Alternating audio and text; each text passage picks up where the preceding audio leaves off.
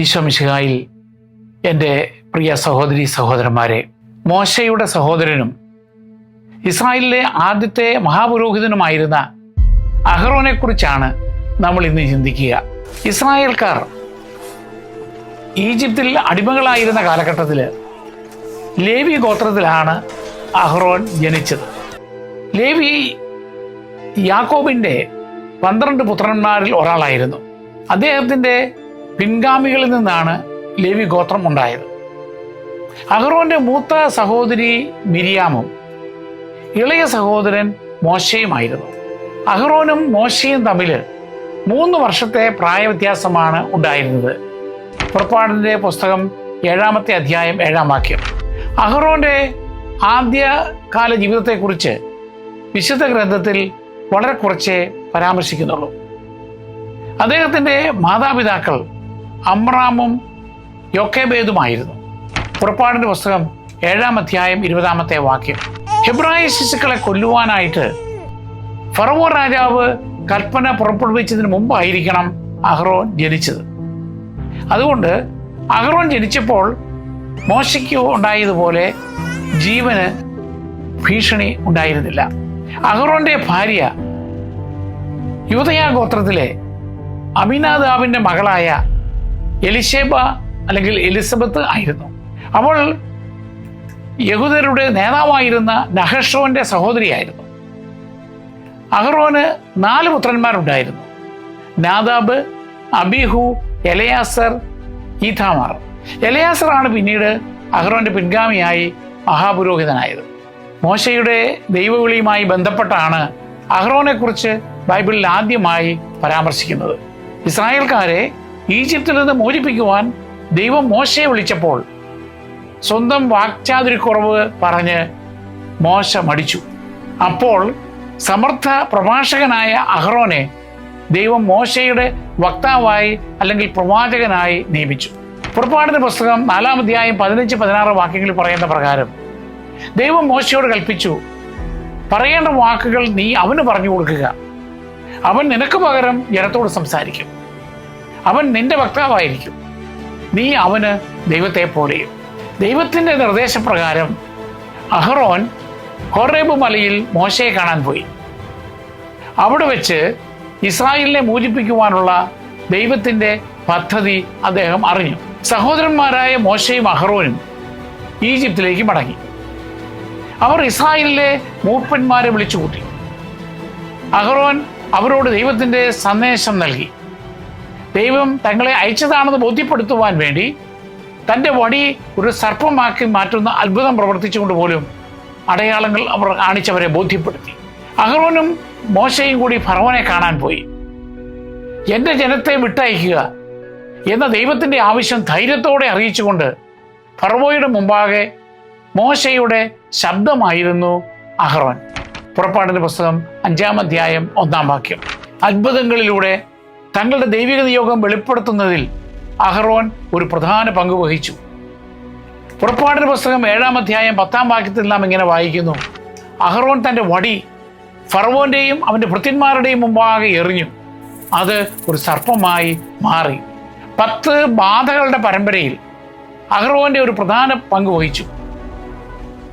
മോശയിലൂടെ ദൈവത്തിൻ്റെ കൽപ്പന പ്രകാരം നിരവധി ബാധകൾ ആരംഭിക്കുവാൻ തൻ്റെ വടി നീട്ടിയത് അഹറോനായിരുന്നു. നൈൽ നദിയിലെ വെള്ളം രക്തമാക്കി മാറ്റുവാനും തവളകളെ ആ ദേശത്ത് പെരുക്കുവാനും പൊടി വേനുകളായി മാറ്റുവാനും അഹറോന് കഴിഞ്ഞു.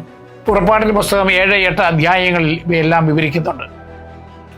2 സഹോദരന്മാരും ഫറവോയുടെ മുമ്പാകെ പലതവണ ദൈവത്തിൻ്റെ മുന്നറിയിപ്പുകൾ പ്രഖ്യാപിച്ചു. മരുഭൂമിയിലൂടെ ആളുകളെ നയിക്കുവാൻ അഹറോൻ മോശയെ സഹായിച്ചു. തൻ്റെ സഹോദരനോടൊപ്പം ജനങ്ങളുടെ വിജയങ്ങളും എതിർപ്പുകളും അവൻ അനുഭവിച്ചു. ഇസ്രായേൽക്കാർ അമലേക്കരുമായി പോരാടിയപ്പോൾ ദൈവത്തിൻ്റെ വടി ഉയർത്തിപ്പിടിക്കുവാൻ അഹറോൻ ഹൂരുമായി മോശയുടെ കൈകളെ പിന്തുണച്ചു. അങ്ങനെ മോശയുടെ കൈകൾ പ്രാർത്ഥനയിൽ ഉയർത്തിപ്പിടിച്ചിടത്തോളം കാലം ഇസ്രായേൽ വിജയിച്ചു. പുറപ്പാടിൻ്റെ പുസ്തകം 17-ാം അധ്യായം 8 മുതൽ 13 വരെ വാക്യങ്ങൾ. അഹറോൻ ജനങ്ങളുടെ പരാതികളെയും നേരിട്ടു. മരുഭൂമിയിൽ ഭക്ഷ്യക്ഷാമത്തെക്കുറിച്ച് ഇസ്രായേൽക്കാർ മോശയ്ക്കും അഹ്റോനുമെതിരെ പിറുപിറുത്തു. പുറപ്പാട് 16:2. തുടർന്ന് ദൈവത്തിൻ്റെ സംരക്ഷണ വാഗ്ദാനം അഹ്റോൻ ജനങ്ങളെ അറിയിച്ചു. പുറപ്പാട് 16:9-10 വാക്യം. അവരെ പോറ്റാൻ ദൈവം കാടപ്പക്ഷികളെയും ആകാശത്ത് നിന്ന് മന്നയും അയച്ചു. പുറപ്പാട് 16:6-15 വരെ. ഒരു പാത്രം മന്ന സാക്ഷ്യത്തിനായി സൂക്ഷിക്കുവാനും അത് കർത്താവിൻ്റെ വിശുദ്ധ സ്ഥലത്ത് സ്ഥാപിക്കുവാനും അഹ്റോനോട് കൽപ്പിക്കപ്പെട്ടു. അപ്രകാരം അദ്ദേഹം ചെയ്തു. ഇസ്രായേൽക്കാർക്കിടയിൽ ആദരണീയനായ ഒരു നേതാവായിട്ട് അഹ്റോൻ ഉയർന്നു വന്നു. ഇസ്രായേൽ സീനായ് പർവ്വതത്തിൽ എത്തിയതിനു ശേഷം അഹ്റോന്റെ പങ്ക് ഒരു വക്താവിൽ നിന്ന് മഹാപുരോഹിതനായി വളർന്നു. 10 കൽപ്പനകൾ സ്വീകരിക്കുവാൻ മോശ പർവ്വതത്തിൽ കയറിയപ്പോൾ പകുതി ദൂരം മുകളിലേക്ക് പോകുവാൻ അനുവദിച്ചവരിൽ അഹ്റോനും ഉണ്ടായിരുന്നു. അഹ്റോൻ, നാദാബ്, അബീഹു, ഇസ്രായേലിലെ 70 മൂപ്പന്മാർ എന്നിവർ ഒരു ഉടമ്പടി ഭക്ഷണം കഴിക്കുകയും ദൈവത്തിൻ്റെ ദൈവിക ദർശനം കാണുകയും ചെയ്തു. പുറപ്പാട് 24:9-11 വരെയുള്ള വാക്യങ്ങൾ. തുടർന്ന് ഇസ്രായേലിൽ ഔപചാരിക പൗരോഹിത്യത്തിനായുള്ള വിശദമായ നിർദ്ദേശങ്ങൾ ദൈവം നൽകി. പുരോഹിത ശുശ്രൂഷകരായി ലേവ്യ ഗോത്രത്തിൽ നിന്ന് ദൈവം അഹ്റോനെയും പുത്രന്മാരെയും തിരഞ്ഞെടുത്തു. ഇസ്രായേലിൻ്റെ ആദ്യത്തെ മഹാപുരോഹിതനായി മോശ അഹ്റോനെ പ്രതിഷ്ഠിച്ചു. 7 ദിവസത്തെ സ്ഥാനാരോഹണത്തിന് ശേഷം അഹ്റോനും പുത്രന്മാരും അവരുടെ ശുശ്രൂഷ ആരംഭിച്ചു. അഹ്റോനും മോശയും ഒരുമിച്ച് ജനങ്ങളെ അനുഗ്രഹിച്ചു. പുറപ്പാടിൻ്റെ 28-29 അധ്യായങ്ങളിൽ മഹാപുരോഹിതനും പുത്രന്മാർക്കും വേണ്ടിയുള്ള പ്രത്യേക വസ്ത്രങ്ങളെയും സ്ഥാനാരോഹണ ചടങ്ങിനെയും വിവരിക്കുന്നുണ്ട്. ലേവ്യരുടെ പുസ്തകം 8-ാമത്തെ അധ്യായത്തിൽ ശുദ്ധീകരണം, അഹ്റോനെ അലങ്കരിച്ച പൗരോഹിത്യ വസ്ത്രം ധരിക്കൽ, വിശുദ്ധ തൈലം പൂശൽ, യാഗങ്ങൾ അർപ്പിക്കൽ എന്നിവ വിവരിക്കുന്നുണ്ട്. ദൈവത്തിൻ്റെ മഹത്വം പ്രത്യക്ഷപ്പെട്ട് ദൈവത്തിൽ നിന്നുള്ള അഗ്നി ബലിപീഠത്തിലെ യാഗം ദഹിപ്പിച്ചു കളഞ്ഞു. അത് അഹ്റോന്റെ പൗരോഹിത്യത്തിനുള്ള ദൈവത്തിൻ്റെ അംഗീകാരത്തെ സൂചിപ്പിക്കുന്നു. ലേവ്യർ 9:23-24 വാക്യങ്ങൾ. അഹ്റോൻ ഇസ്രായേലിൻ്റെ മഹാപുരോഹിതനായി സേവനമനുഷ്ഠിച്ച് ആരാധന കർമ്മകാര്യങ്ങളിൽ ദൈവത്തിനും ഇസ്രായേൽക്കാർക്കും ഇടയിൽ മുഖ്യ മധ്യസ്ഥനായി. പാപപരിഹാര ദിവസം, ഡേ ഓഫ് അറ്റോൺമെന്റ്, സമാഗമ കൂടാരത്തിലെ വിശുദ്ധ സ്ഥലത്ത് പ്രവേശിച്ച് പാപയാഗങ്ങളുടെ രക്തം തെളിക്കുവാനും ജനതയ്ക്ക് വേണ്ടി മധ്യസ്ഥത വഹിക്കുവാനും അവന് മാത്രമേ കഴിയൂ. ലേവ്യരുടെ പുസ്തകം 16-ാം അധ്യായം. ദിവസേനയുള്ള യാഗങ്ങളും ധൂപങ്ങളും വിശുദ്ധിയുടെ പരിപാലനവും അവൻ പതിവായി ക്രമീകരിച്ചുകൊണ്ടിരുന്നു. ദൈവം അഹ്റോനോടും അവൻ്റെ പുത്രന്മാരോടും ദൈവത്തിൻ്റെ നിയമങ്ങൾ പഠിപ്പിക്കുവാനും ദൈവനാമത്തിൽ ജനങ്ങളെ അനുഗ്രഹിക്കുവാനും ചുമതലപ്പെടുത്തി. അങ്ങനെ അഹ്റോൻ ലേവ്യ ഗോത്രത്തിൻ്റെ ആത്മീയ നേതാവും ഇസ്രായേലിൻ്റെ ആരാധനയുടെ പ്രധാന ഭരണാധികാരിയുമായി. അഹ്റോന്റെ പ്രതിഷ്ഠാ ദിനത്തിൽ തന്നെ അഹ്റോന്റെ മൂത്ത പുത്രന്മാരായ നാദാബും അബീഹുവും ദൈവത്തിൻ്റെ കൽപ്പനയ്ക്ക് വിരുദ്ധമായി അനധികൃത അഗ്നി അർപ്പിച്ചു. ദൈവത്തിൻ്റെ തീ അവരെ വിഴുങ്ങിക്കളഞ്ഞു. ലേവ്യരുടെ പുസ്തകം 10-ാം അധ്യായം 1-2 വരെയുള്ള വാക്യങ്ങൾ. അദ്ദേഹത്തിൻ്റെ ശേഷിച്ച പുത്രന്മാരായ എലയാസറും ഇത്താമറും അദ്ദേഹത്തോടൊപ്പം പൗരോഹിത്യ ശുശ്രൂഷ തുടർന്നു. ഈ സംഭവം ദൈവാരാധനയെ ശരിയായ രീതിയിൽ സമീപിക്കേണ്ടതിൻ്റെ ഗൗരവം അഹ്റോനെയും ഇസ്രായേൽക്കാരെയും ബോധ്യപ്പെടുത്തി. ജീവിതാവസാനം വരെ അഹ്റോൻ മഹാപുരോഹിതനായി തുടർന്നു. അഹ്റോന്റെ നിരവധി പരീക്ഷണങ്ങളും പരാജയങ്ങളും നേരിടേണ്ടി വന്നു. ഈ സംഭവങ്ങൾ നമുക്ക് വിലപ്പെട്ട പാഠങ്ങൾ നൽകുന്നുണ്ട്. ഒന്നാമത്തേത് സ്വർണ്ണ കാളക്കുട്ടിയുടെ അനുഭവമാണ്. പുറപ്പാട് പുസ്തകത്തിൻ്റെ 32-ാമത്തെ അധ്യായം. മോശ സീനായ് മലയിൽ പോയി 40 ദിവസം താമസിച്ചപ്പോൾ ഇസ്രായേൽക്കാർ ഉത്കണ്ഠാകുലരായി. തങ്ങളെ നയിക്കുവാൻ ഒരു ദൃശ്യദൈവത്തെ നൽകുവാൻ അവർ അഹ്റോനെ നിർബന്ധിച്ചു. അഹ്റോൻ അവരുടെ സ്വർണ്ണ കപ്പലുകൾ ശേഖരിച്ച് ഒരു കാളക്കുട്ടിയെ ഉരുക്കിയുണ്ടാക്കി. അപ്പോൾ ആളുകൾ വിളിച്ചു പറഞ്ഞു, ഇസ്രായേലെ, ഇതാ ഈജിപ്തിൽ നിന്ന് നിന്നെ കൊണ്ടുവന്ന ദേവന്മാർ. പുറപ്പാടിന്റെ പുസ്തകം 32-ാം അധ്യായം 4-ാം വാക്യം. അഹ്റോൻ ഒരു ബലിപീഠം പണിയുകയും ഉത്സവം പ്രഖ്യാപിക്കുകയും ചെയ്തു. സ്വർണ്ണക്കാളക്കുട്ടിയുടെ മുമ്പാകെ ആളുകൾ ബലിയർപ്പിച്ചു, നൃത്തമാടി. ഈ കാളക്കുട്ടിയെ ഒരു പുതിയ വിഗ്രഹമായാണോ അതോ യഹോവയുടെ ഭാഗ്യരൂപമായിട്ടാണോ അഹ്റോൻ ഉദ്ദേശിച്ചത് എന്ന് തർക്കവിഷയമാണ്. ഈജിപ്തിലെ കാള ആരാധനയുടെ സ്വാധീനത്തിൽ എപ്പിസ്, ഈജിപ്തിൽ നിന്നും വന്ന ഇസ്രായേൽക്കാർ ഒരുപക്ഷെ പഴയ മതചിഹ്നങ്ങളിലേക്ക് മടങ്ങിയിരിക്കാം. എന്നാൽ അത് ഗുരുതരമായ പാപവും അഹ്റോന്റെ നേതൃത്വത്തിന്റെ വീഴ്ചയുമായിരുന്നു. ഒരു റബിനിക്ക് വ്യാഖ്യാനം അനുസരിച്ച് അഹ്റോൻ ഭയം നിമിത്തം പ്രവർത്തിച്ചിരിക്കാം. ഒരുപക്ഷെ അദ്ദേഹം ജനക്കൂട്ടത്തെ സമാധാനിപ്പിക്കാൻ ശ്രമിച്ചതായിരിക്കാം. വിസമ്മതിച്ചാൽ അഹ്റോന് ജീവനി ഉണ്ടാകുമെന്ന് ഭയന്നിരിക്കാം. അങ്ങനെ അഹ്റോൻ സമൂഹത്തിൻ്റെ സമ്മർദ്ദത്തിന് വഴങ്ങിക്കൊണ്ട് വിഗ്രഹാരാധനയ്ക്ക് എതിരായ ദൈവത്തിൻ്റെ ഗുരുതരമായ കൽപ്പന ലംഘിച്ച് ജനങ്ങളെ പാപത്തിലേക്ക് നയിച്ചു. മോശ മലമുകളിൽ നിന്നും ഇറങ്ങി വന്ന് വിഗ്രഹാരാധനയുടെ ആഘോഷങ്ങൾ കണ്ടപ്പോൾ അഹ്റോനോട് ചോദിച്ചു, നീ ഈ ജനത്തിൻ്റെ മേൽ ഇത്ര വലിയൊരു പാപം വരുത്തി വയ്ക്കാൻ അവർ നിന്നോട് എന്ത് ചെയ്തു? പുറപ്പാടിൻ്റെ പുസ്തകം 32-ാം അധ്യായം 21-ാമത്തെ വാക്യം. അഹ്റോന്റെ മറുപടി ലജ്ജാകരമായൊരു ഒഴികഴിവായിരുന്നു.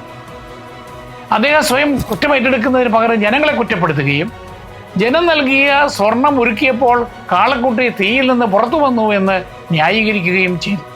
പുറപ്പാടിൻ്റെ പുസ്തകം 32-ാം അധ്യായം 22 മുതൽ 24 വരെ വാക്യങ്ങൾ.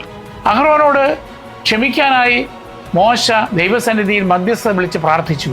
നിയമാവർത്തന പുസ്തകം 9:20. മോശയുടെ പ്രാർത്ഥനയാൽ മറ്റുള്ളവരുടെ മേൽ വന്ന ശിക്ഷയിൽ നിന്നും അഹ്റോൻ മോചിതനായി.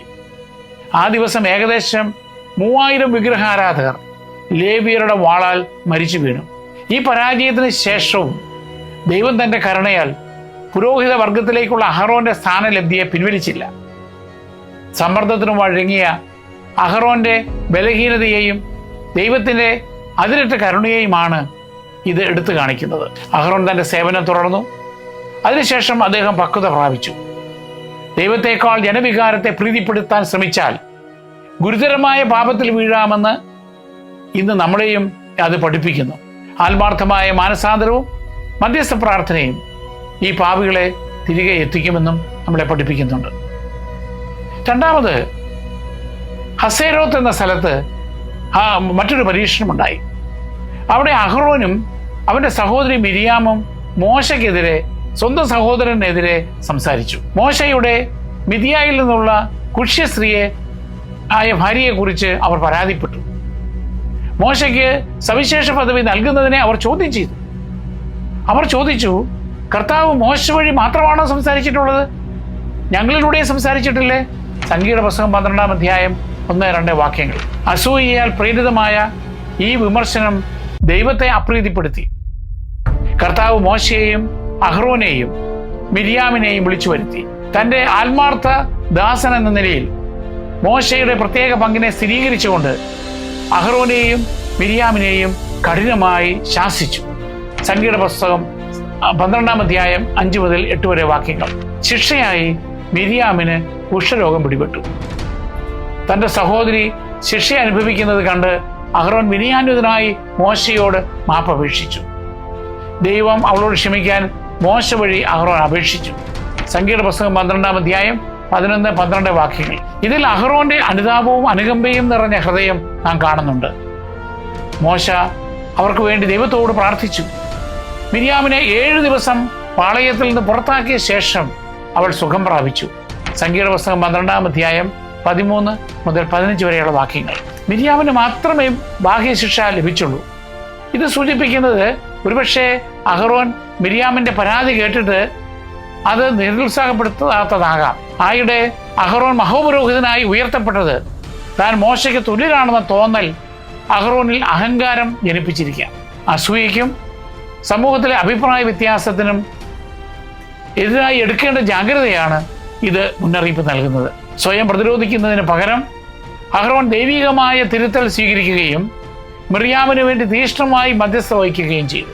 ദൈവത്തിൻ്റെ കൽപ്പനയ്ക്ക് കീഴടങ്ങുന്നതിൻ്റെ പ്രാധാന്യം നാം ഇവിടെ മനസ്സിലാക്കുന്നു. അഹ്റോന്റെ അനുതാപം നമുക്കും മാതൃകയാക്കാം. അഹ്റോന്റെയും സന്താനങ്ങളുടെയും പൗരോഹിത്യ അവകാശത്തെ ലേവ്യ വംശജരും അഹ്റോന്റെ ബന്ധുവുമായ കോരഹിന്റെ നേതൃത്വത്തിൽ 250 നേതാക്കൾ ചോദ്യം ചെയ്തു. സംഖ്യയുടെ പുസ്തകം 16-17 അധ്യായങ്ങൾ. സംഖ്യയുടെ പുസ്തകം 16:3 നാം ഇപ്രകാരം വായിക്കുന്നു: അവർ മോശയ്ക്കും അഹ്റോനുമെതിരെ ഒരുമിച്ച് കൂടി പറഞ്ഞു, നിങ്ങൾ അതിർവിട്ടു പോകുന്നു. സമൂഹം ഒന്നൊഴിയാതെ എല്ലാവരും വിശുദ്ധരാണ്. കർത്താവ് അവരുടെ മധ്യേ ഉണ്ട്. പിന്നെ എന്തിന് നിങ്ങൾ കർത്താവിൻ്റെ ജനത്തിനു മീതെ നേതാക്കന്മാരായി ചമയുന്നു? അഹ്റോന് ദൈവം നൽകിയ പദവിയോട് നേരിട്ടുള്ള വെല്ലുവിളിയായിരുന്നു ഇത്. ദൈവത്തിൻ്റെ നിർദ്ദേശപ്രകാരം മോശ എല്ലാ വിമതരെയും അഹ്റോനോടൊപ്പം ധൂപാർച്ചന നടത്തുവാൻ വേണ്ടി ധൂപകലശത്തിൽ കുന്തിരിക്കുമിട്ട് സമാഗമ കൂടാരത്തിന്റെ വാതിൽക്കൽ എത്തിച്ചു. അപ്പോൾ കർത്താവിന്റെ മഹത്വം സമൂഹത്തിന് മുഴുവൻ കാണപ്പെട്ടു. തുടർന്നുണ്ടായ നാടകീയ ന്യായവിധിയിൽ ഭൂമി പിളർന്ന് കോരഹിനെയും അനുചരന്മാരെയും അവരുടെ കുടുംബാംഗങ്ങളോടും വസ്തുവകകളോടും കൂടി വിഴുങ്ങിക്കളഞ്ഞു. സംഖ്യയുടെ പുസ്തകം 16:32. കൂടാതെ കർത്താവിൽ നിന്നും അഗ്നി ഇറങ്ങി ധൂപാർച്ചന നടത്തിക്കൊണ്ടിരുന്ന 250 പേരെയും ദഹിപ്പിച്ചു കളഞ്ഞു. സംഖ്യയുടെ പുസ്തകം 16-ാം അധ്യായം 35-ാമത്തെ വാക്യം. ഈ ഭയാനക സംഭവം മോശയുടെ സ്വജന പ്രീണനം കൊണ്ടല്ല, ദൈവത്തിന്റെ തിരഞ്ഞെടുപ്പ് മൂലമാണ് അഹ്റോനെ പ്രധാന പുരോഹിതനായി നിശ്ചയിച്ചത് എന്ന് തെളിയിച്ചു. മോശയും അഹ്റോനും യഹോവയുടെ ജനത്തെ കൊന്നു എന്ന് പിറ്റേന്ന് തന്നെ സമൂഹം പരാതിപ്പെട്ടു. സംഖ്യയുടെ പുസ്തകം 16-ാം അധ്യായം 41-ാം വാക്യം. അത് വീണ്ടും ദൈവകോപത്തിന് കാരണമായി. ഇസ്രായേലിന്റെ ഇടയിൽ അതിന് ശിക്ഷയായി ഒരു മഹാമാരി പൊട്ടിപ്പുറപ്പെട്ടു. അപ്പോൾ മോശ നിർദ്ദേശിച്ച പ്രകാരം അഹ്റോൻ തൻ്റെ ധൂപ കലശമെടുത്ത് അതിൽ തീയും ധൂപവും ഇട്ടിട്ട് പാപപരിഹാരം വരുത്തുവാൻ സമൂഹത്തിൻ്റെ നടുവിലേക്ക് ഓടി. ബാധ വർദ്ധിച്ചപ്പോൾ അവൻ മരിച്ചവർക്കും ജീവിച്ചിരിക്കുന്നവർക്കും ഇടയിൽ നിന്ന് ജനത്തിൻ്റെ മേൽ ദൈവത്തിൻ്റെ കരുണയ്ക്കായി പ്രാർത്ഥിച്ചു. അഹ്റോന്റെ മധ്യസ്ഥത നിമിത്തം ബാധ നിലച്ചു. പക്ഷെ 14,700 പേർ അന്ന് നശിച്ചു. സംഖ്യയുടെ പുസ്തകം 16-ാം അധ്യായം 49-ാം വാക്യം. പാപികൾക്ക് വേണ്ടി മധ്യസ്ഥത വഹിക്കുന്നതിൽ പുരോഹിതരുടെ പങ്ക് അത് പ്രകടമാക്കി. ഇത് ക്രിസ്തുവിൻ്റെ പ്രവൃത്തിയെയും സൂചിപ്പിക്കുന്നു. ക്രിസ്തു ജനമധ്യത്തിലേക്ക് ഇറങ്ങി വന്ന് തൻ്റെ ത്യാഗത്താൽ പാപത്തിൻ്റെയും മരണത്തിൻ്റെയും ബാധയിൽ നമ്മളെ രക്ഷപ്പെടുത്തുന്നു. പൗരോഹിത്യത്തെക്കുറിച്ചുള്ള എല്ലാ തർക്കങ്ങളും അവസാനിപ്പിക്കുവാൻ ദൈവം മറ്റൊരു അടയാളം കൂടി നൽകി. ദൈവത്തിൻ്റെ കൽപ്പന പ്രകാരം ഓരോ ഗോത്രത്തിൻ്റെയും നേതാക്കന്മാർ രാത്രി മുഴുവൻ സമാഗമ കൂടാരത്തിൽ തങ്ങളുടെ അംശവടികൾ സ്ഥാപിച്ചു. അഹ്റോൻ ലേവ്യവംശത്തെ പ്രതിനിധാനം ചെയ്ത് തൻ്റെ വടിയെ സ്ഥാപിച്ചിരുന്നു. അവയിൽ ഓരോരുത്തരും അതാത് ഗോത്രത്തിൻ്റെ നാമം ആലേഖനം ചെയ്തു. രാവിലെ ആയപ്പോഴേക്കും ലേവ്യരുടെ പ്രതിനിധിയായ അഹ്റോന്റെ വടി അത്ഭുതകരമായി മുളച്ച് പുഷ്പിച്ച് ബദാം ഉൽപ്പാദിപ്പിച്ചു. ഈ അത്ഭുതം അഹ്റോനും അവൻ്റെ കുടുംബവും കർത്താവിൻ്റെ മുമ്പാകെ ശുശ്രൂഷ ചെയ്യുവാൻ തിരഞ്ഞെടുക്കപ്പെട്ടുവെന്ന് സ്ഥിരീകരിച്ചു. ഈ സംഭവങ്ങൾക്ക് ശേഷം യഹോവയുടെ തിരഞ്ഞെടുപ്പ് അഹ്റോന്റെ മേലാണെന്ന് ജനങ്ങൾക്ക് ബോധ്യപ്പെട്ടു. പഴയ ഉടമ്പടിയിലെ പൗരോഹിത്യം അഹ്റോനും അവൻ്റെ പുത്രന്മാർക്കും ഒരു നിത്യനിയമമായി ഉണ്ടായിരിക്കുമെന്ന് ദൈവം വാഗ്ദാനം ചെയ്തിരുന്നു. പുറപ്പാടിൻ്റെ പുസ്തകം 29:9. ഹെബ്രായർക്കുള്ള ലേഖനം 5:4 നാം ഇപ്രകാരം വായിക്കുന്നു: അഹ്റോനെ പോലെ ദൈവത്താൽ വിളിക്കപ്പെടുകയല്ലാതെ ആരും സ്വയം ഈ ബഹുമതി ഏറ്റെടുക്കുകയില്ല. അഹ്റോന്റെ തളിർത്ത വടി ദൈവത്തിൻ്റെ തിരഞ്ഞെടുപ്പിൻ്റെ ശാശ്വത ഓർമ്മപ്പെടുത്തലായി ഉടമ്പടിയുടെ പേടകത്തിൽ സൂക്ഷിച്ചിരുന്നു. ഹെബ്രായർ 9:4. പിൽക്കാല യഹൂദ പാരമ്പര്യം അഹ്റോനെ അനുസ്മരിക്കുന്നത് വലിയ ദയയും സമാധാന സ്ഥാപകനുമായ മനുഷ്യനായിട്ടാണ്. അഹ്റോൻ കലഹിക്കുന്ന കക്ഷികളെ, ഭർത്താക്കന്മാരെയും ഭാര്യമാരെയും രമ്യമായി സമാധാനം പുനഃസ്ഥാപിക്കുന്നതിന് ശ്രമിക്കുമായിരുന്നു. അതിനാൽ ജനങ്ങൾ അദ്ദേഹത്തെ ആഴമായി സ്നേഹിക്കുവാൻ ഇടയായി. തെറ്റ് ചെയ്താലും ആത്മാർത്ഥതയോടെ കർത്താവിലേക്ക് മടങ്ങി വന്നാൽ വിശുദ്ധി സാധ്യമാണെന്ന് അഹ്റോന്റെ ജീവിതം സാക്ഷ്യപ്പെടുത്തുന്നു. സാധാരണ പുരോഹിതന്മാരെ സാർവത്രികമായി അഹ്റോന്റെ പുത്രന്മാരെന്നാണ് വിളിച്ചിരുന്നത്. എന്നാൽ മഹാപുരോഹിത സ്ഥാനം അഹ്റോന്റെ വംശജർക്ക് മാത്രമായിരുന്നു. ദാവീദ് രാജാവിൻ്റെ കാലത്തെ പുരോഹിതനായ സാദോക്ക് അഹ്റോന്റെ വംശാവലിയിൽ നിന്നുള്ളവനായിരുന്നു. പ്രവാസാനന്തര പുസ്തകങ്ങളായ എസ്ര, നെഹേമിയ, ദിനവൃത്താന്തം എന്നിവ അഹ്റോനിലേക്കുള്ള പുരോഹിതരുടെ വംശാവലി പട്ടിക ശ്രദ്ധാപൂർവം രേഖപ്പെടുത്തുന്നുണ്ട്. ഇസ്രായേലിലെ രാജാവില്ലായിരുന്നപ്പോഴും AD 70-ാം ആണ്ടില് യെരൂശലേം ദേവാലയം നശിപ്പിക്കുന്നത് വരെ അഹ്റോന്റെ വംശത്തിൽ നിന്ന് മഹാപുരോഹിതന്മാർ ഉണ്ടായിരുന്നു.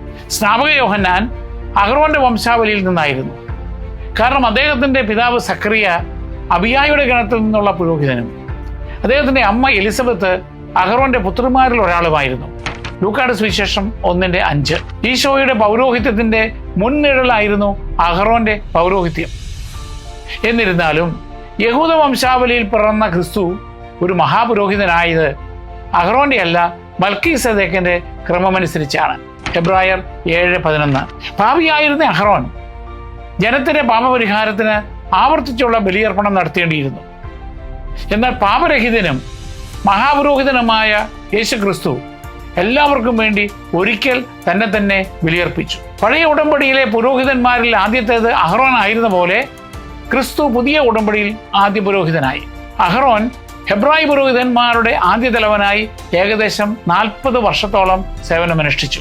ഈജിപ്തിൽ നിന്ന് ഇസ്രായേൽ ജനം പുറപ്പെട്ടതിന്റെ 39ാമത്തെ വർഷത്തിൽ മെരീബായിൽ വെച്ച് മോശയും അഹ്റോനും പാറയിൽ നിന്ന് വെള്ളം പുറപ്പെടുവിച്ചപ്പോൾ ദൈവത്തോട് വിശ്വാസക്കുറവ് കാണിച്ചു. അതിനാൽ ദൈവം അവരോട് വാഗ്ദത്ത ദേശത്ത് പ്രവേശിക്കുകയില്ലെന്ന് പറഞ്ഞു. സംഖ്യയുടെ പുസ്തകം 20-ാം അധ്യായം 12-ഉം 24-ഉം വാക്യങ്ങൾ. അഹ്റോന്റെ മരണ സമയം വന്നിരിക്കുന്നുവെന്ന് ദൈവം സൂചിപ്പിച്ചു. ദൈവം നിർദ്ദേശിച്ചതനുസരിച്ച് മോശ അഹ്റോനെയും അദ്ദേഹത്തിന്റെ മകൻ എലയാസറിനെയും മലയിലേക്ക് കൂട്ടിക്കൊണ്ടുപോയി. ജനങ്ങളുടെ മുമ്പിൽ വെച്ച് മോശ അഹ്റോന്റെ പുരോഹിത വസ്ത്രങ്ങൾ ഊരി എലയാസറിനെ ധരിപ്പിച്ച് മഹാപുരോഹിത സ്ഥാനം ഔപചാരികമായി മാറ്റി. സംഖ്യയുടെ പുസ്തകം 20-26. അഹ്റോൻ അങ്ങനെ പർവ്വതത്തിൽ വെച്ച് മരിച്ചു. മോശയും എലയാസറും അഹ്റോന്റെ ഇല്ലാതെ മടങ്ങേണ്ടി വന്നു. സംഖ്യയുടെ പുസ്തകം 20-28. ഇസ്രായേൽ സമൂഹം മുഴുവനും അഹ്റോന് വേണ്ടി 30 ദിവസം വിലപിച്ചു. സംഖ്യയുടെ പുസ്തകം 20-29. മരിക്കുമ്പോൾ അഹ്റോന് 123 വയസ്സായിരുന്നു. സംഖ്യയുടെ പുസ്തകം 33-ാം അധ്യായം 39-ാമത്തെ വാക്യം. അഹ്റോന്റെ ശവകുടീരം സ്ഥിതി ചെയ്യുന്ന പരമ്പരാഗത സ്ഥലം ആധുനിക ജോർദാനിലെ പെട്രയ്ക്ക് സമീപമുള്ള ജേബേൽ ഹാരൂൺ, അതായത് അഹ്റോന്റെ പർവ്വതം ആണ്. പുരാതന കാലം മുതൽ ആ പർവ്വതത്തിൽ ആരാധനാലയം നിലവിലുണ്ട്. അഹ്റോന്റെ ജീവിതത്തിൽ നിന്ന് നമുക്ക് എന്തെല്ലാം പഠിക്കുവാൻ സാധിക്കും? ഒന്നാമത്, അഹ്റോൻ കാളക്കുട്ടിയെ വിഗ്രഹമായി നിർമ്മിച്ചത് നമ്മെ ഓർമ്മിപ്പിക്കുന്നത് ജനകീയ സമ്മർദ്ദം നമ്മെ നയിക്കുവാൻ അനുവദിക്കുന്നതിൻ്റെ അപകടമാണ്. സാമൂഹിക സമ്മർദ്ദം കണക്കിലെടുക്കാതെ നാം ദൈവത്തോടും ദൈവകൽപ്പനകളോടും ഈശോ തലവനായിരിക്കുന്ന സഭയോടും വിശ്വസ്തരായിരിക്കണം. രണ്ടാമത്, മോശയോടുള്ള അഹ്റോന്റെ അസൂയയും അഹ്റോനോടുള്ള മറ്റുള്ളവരുടെ അസൂയയും കാണിക്കുന്നത് സ്വന്തം ആളുകൾ പോലും അസൂയപ്പെടാൻ സാധ്യതയുണ്ടെന്നതാണ്. അഹങ്കാരത്തിനും മത്സരത്തിനും എതിരെ നാം ജാഗ്രത പാലിക്കണം. മൂന്നാമത്, ബാധയുടെ സമയത്തെ അഹ്റോന്റെ മധ്യസ്ഥത പാപികൾക്ക് വേണ്ടിയുള്ള നമ്മുടെ പ്രാർത്ഥനയുടെയും ത്യാഗത്തിൻ്റെയും ശക്തി നമ്മളെ പഠിപ്പിക്കുകയാണ്. നാലാമത്, അഹ്റോന്റെ മിർയാമിനായുള്ള അപേക്ഷയും മോശയുടെ നേതൃത്വം അംഗീകരിക്കലും ദൈവത്തിൻ്റെ ശാസനയും അവൻ നിയമിച്ചവരുടെ അധികാരവും സ്വീകരിക്കുവാൻ നമ്മെ പഠിപ്പിക്കുന്നു. സമാധാനദാതാവ് എന്ന നിലയിൽ അഹ്റോന്റെ പ്രശസ്തി നമ്മുടെ സമൂഹങ്ങളിൽ സമാധാനവും അനുരഞ്ജനവും പിന്തുടരുവാൻ നമ്മെ പ്രേരിപ്പിക്കുന്നു. ഒരു പ്രാർത്ഥനയോടെ നമുക്ക് അവസാനിപ്പിക്കാം. സ്വർഗസ്ഥനായ പിതാവേ, അഹ്റോന്റെയും മോശയുടെയും അബ്രാഹത്തിൻ്റെയും ദൈവമേ, ഇസ്രായേലിൻ്റെ ആദ്യ പുരോഹിതനായ അഹ്റോന്റെ മാതൃകയ്ക്ക് ഞങ്ങൾ നന്ദി പറയുന്നു. ഇസ്രായേലിനെ ആരാധനയിൽ നയിക്കുവാനും അവർക്ക് വേണ്ടി മധ്യസ്ഥത വഹിക്കുവാനും നീ അവനെ തിരഞ്ഞെടുത്തു. അഹ്റോനെ പോലെ വിശുദ്ധിക്കും സേവനത്തിനുമുള്ള നിന്റെ ആഹ്വാനത്തിന് ഞങ്ങൾ ഉത്തരം നൽകട്ടെ. വിഗ്രഹാരാധനയും അസൂയയും ഒഴിവാക്കി സഹോദരങ്ങൾക്കിടയിൽ സമാധാനവും ഐക്യവും പുനഃസ്ഥാപിക്കുവാൻ ഞങ്ങളെ പഠിപ്പിക്കണമേ. കർത്താവേ, നീ അഹ്റോനെ വിശുദ്ധീകരിച്ചതുപോലെ ഞങ്ങളെയും വിശുദ്ധീകരിക്കണമേ. അങ്ങനെ ഞങ്ങൾ ക്രിസ്തുവിൽ ഒരു രാജകീയ പുരോഹിത വർഗമാവുകയും ഞങ്ങളുടെ ജീവിതങ്ങളെ നിനക്ക് വിശുദ്ധ ബലിയായി അർപ്പിക്കുകയും ചെയ്യട്ടെ. ഞങ്ങളുടെ ആരാധന നിർമ്മലവും ഞങ്ങളുടെ ഹൃദയങ്ങൾ വിനിതവുമാകട്ടെ. നീ അഹ്റോനോട് കരുണ കാണിച്ചതുപോലെ ഞങ്ങളുടെ പാപങ്ങൾ ക്ഷമിച്ച് നിന്റെ ആത്മാവിനാൽ ഞങ്ങളെ നിറയ്ക്കണമേ. നിത്യപിതാവും പുത്രനും പരിശുദ്ധാത്മാവുമായ സർവേശ്വര, ആമേൻ.